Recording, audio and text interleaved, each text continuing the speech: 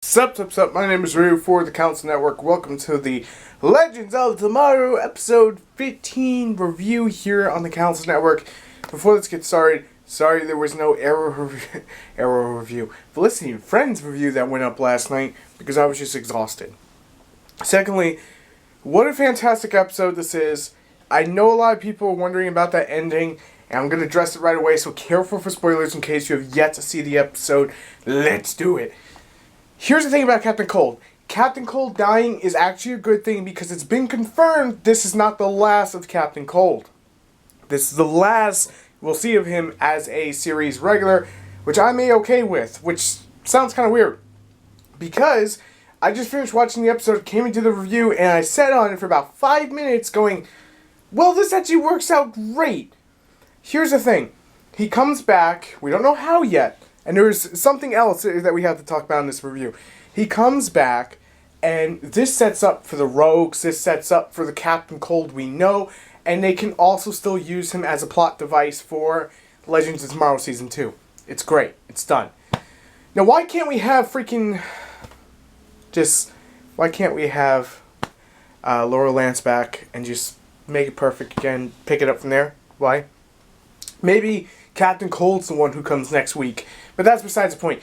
Also, I should note that CBS is not renewing Supergirl, but CW is renewing it for Season 2. So she's coming on over to Season 2. She's coming over for Season 2 on CW, which works out great because it can work with Legends of Tomorrow. She can appear on there. Hopefully we'll see that. That'd be amazing. That'd be amazing.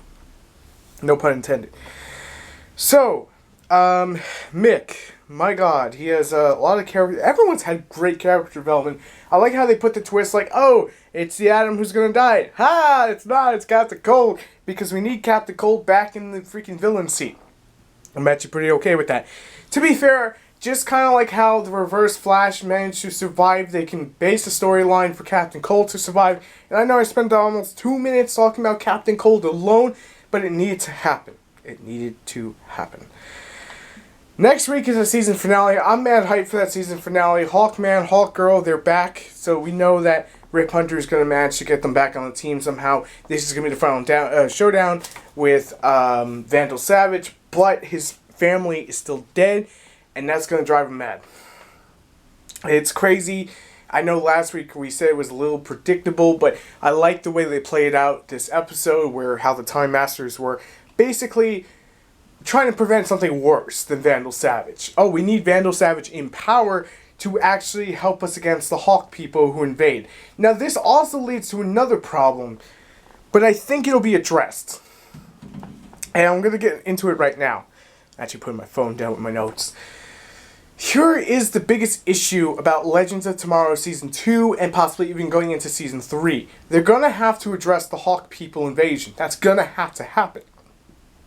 It's now confirmed that, hey, this is something that happened in a timeline, but because Vandal Savage was there, and you can argue that there's no timeline, but here's where I'm drawing it into.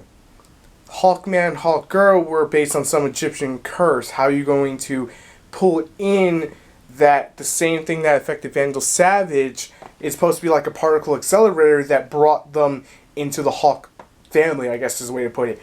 What you could do, since Supergirl is now here, hello, you could use her universe and the multiverse theory and actually explain it from there and pull story elements from there, and that's how you get back to Captain Cold, because Captain Cold is, what is it? Mayor Cold. I think he's Mayor Cold in one of them.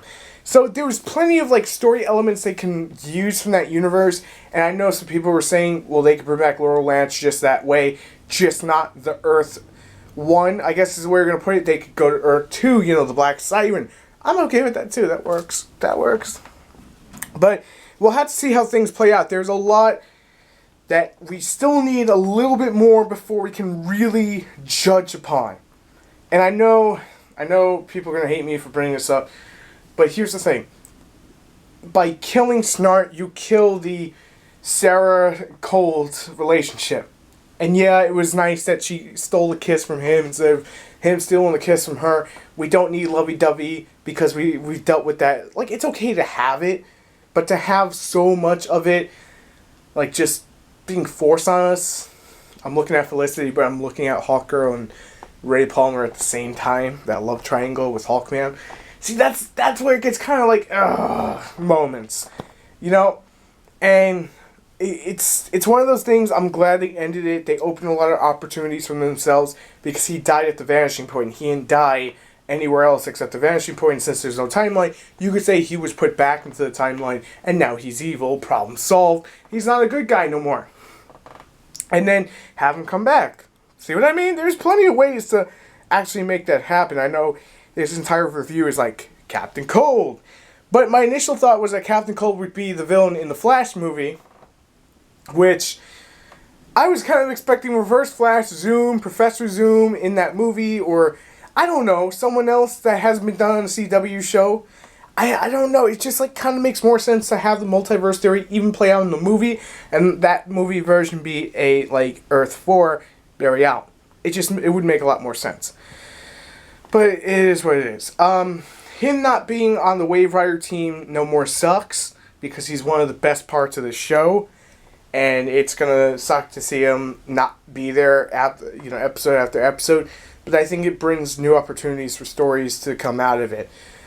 Firestorm. I'm glad they brought him back into the fold. I'm talking about Jay Jackson. I'm glad that they actually resolved that, and I'm glad he had that moment where he reflected, and the whole thing just was a giant reflection of each one of them basically rubbing off on another. Mick telling Ray, "If you ever tell the team I care, I will shave your head." I like that. It's kind of one of those moments where he's not as violent as he typically would be. I'm okay with that.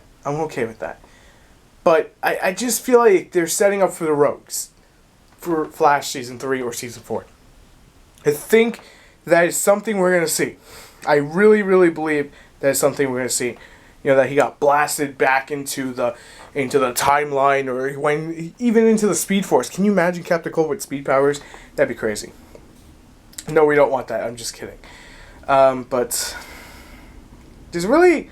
I think just with his death alone was being so kind of surprising, at least to me. I wasn't expecting it. I didn't look at spoilers. I didn't theory craft about who would die. I didn't think anyone would die this season. And honestly, I would have been okay with Adam dying. I'm just saying.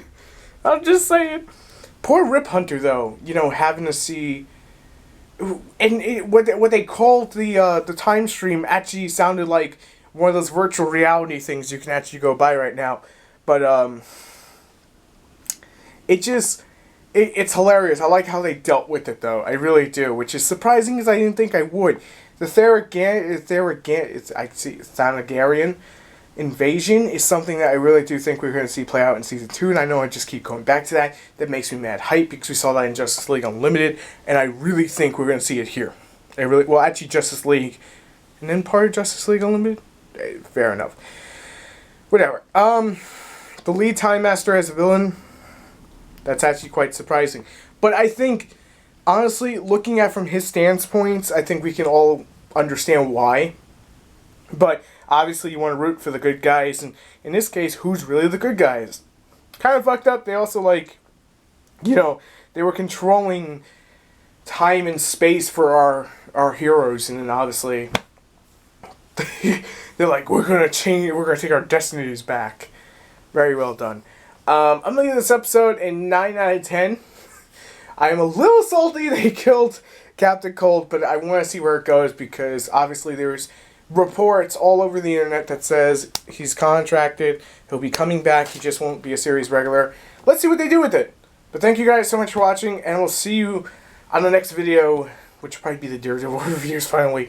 I've just been wiped out and exhausted. You have my apologies, but I will see you then. Thanks for watching as always, and if you enjoy the content, make sure to subscribe for more. Peace.